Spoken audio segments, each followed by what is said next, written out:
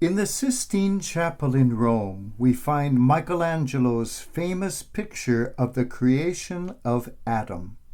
We see a beautiful, muscular young man sitting there, hand outstretched, and God just about to touch the young man's fingertip, just about to give him life through the touch of God. Now, I hate to disappoint you, but I was not the model for that painting. If I had a body like that, I might have chosen an altogether different profession.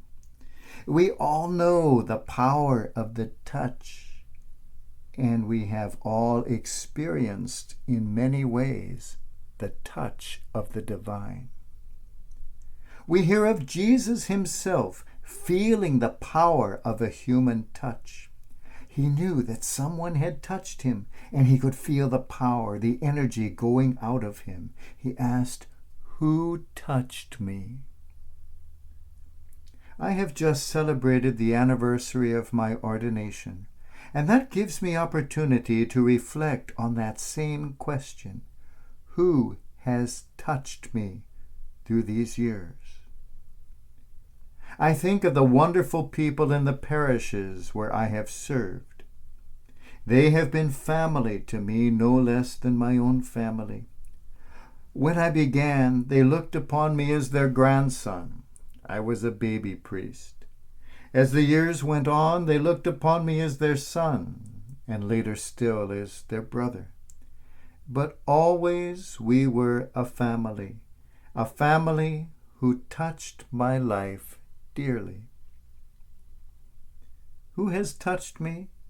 The countless people of different faiths who have been no less a part of my life, no less a part of the family that continues to touch me. So many touching moments come to mind, such as when I arrived at a new church, the first piece of mail I received there was a huge card signed by all the members of the Baptist congregation. Or when the Protestant minister asked me to preside at the Sunday service in which his newborn son was to be baptized. I was touched. During my life as a priest, I have been touched in so many ways. Perhaps the most memorable Mass I ever celebrated was under the stars of the blackest Egyptian sky on the very top of Mount Sinai. On that sacred spot, there is no church, no altar, and really no room for anything. I celebrated that Mass on the wall of the mosque, the only tiny structure on that mountaintop. My altar servers were the local Bedouin Muslim boys, wild and earthy and full of life. They held the book, the candles, the wine for me, and at my request, they provided the music for the Mass, singing their little hearts out in praise of Allah.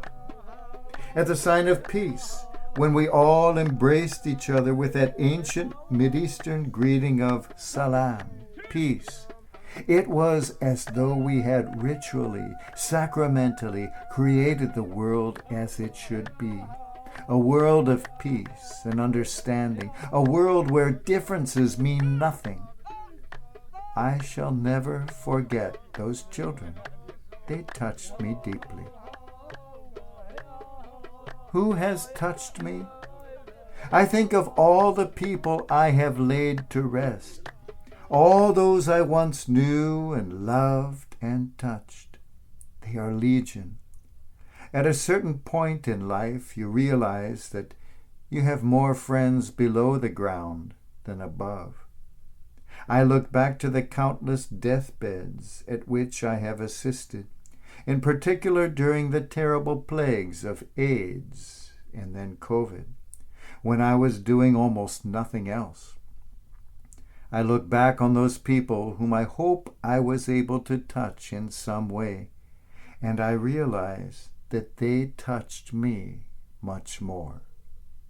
I tell you, there are saints on the deathbed. It is in challenging times like that that we see true heroism. I saw heroes where I did not expect to find heroes. I look back on the many, many people I have helped over the threshold into the next world. I ask them to watch over me, and I know that they have touched me. The power of our touch is a remarkable thing. When we touch another person, it is not we who are touching, but rather we are allowing God to touch that person through us. That is what a priest is. We are all priests of God, instruments of God's love. It is God's hand that touches us. But God does that most often through other people. We are the fingers on the hand of God, that hand which gives life, blesses, holds, consoles. As an ordained priest, I am able to let the touch of God come to other people in unique and beautiful ritual ways. But no less sacred are the ways in which all of us have the power to allow the touch of God into one another's lives. We are there in moments of compassion, moments of understanding, moments when someone just needs a shoulder to cry on. At these precious and sacred moments, we too, all of us, are priests of God's love, instruments of God's touch. In those moments, we are all fingers on the blessing hand of God. It is good for all of us to ask ourselves that question of the Christ: who has touched me? The answer we arrive at may be just as surprising as the answer to its companion question: whom have I been able to touch?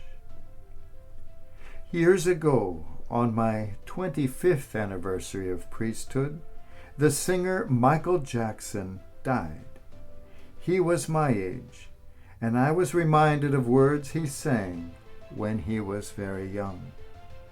Just climb on the wings of my love. Anytime you want to leave your world behind, I'll take you high on the wings of my love. Just take my hand, and together we will touch the sky.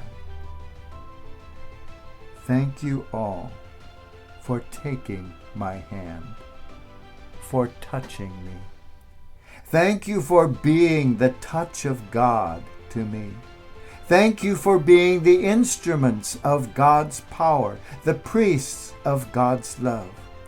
Thank you for allowing me to be your priest as well. I hope that I too have sometimes been able to touch your lives. Thank you for being together with me as fingers on the blessing hand of God. Take my hand, and together let us touch the sky.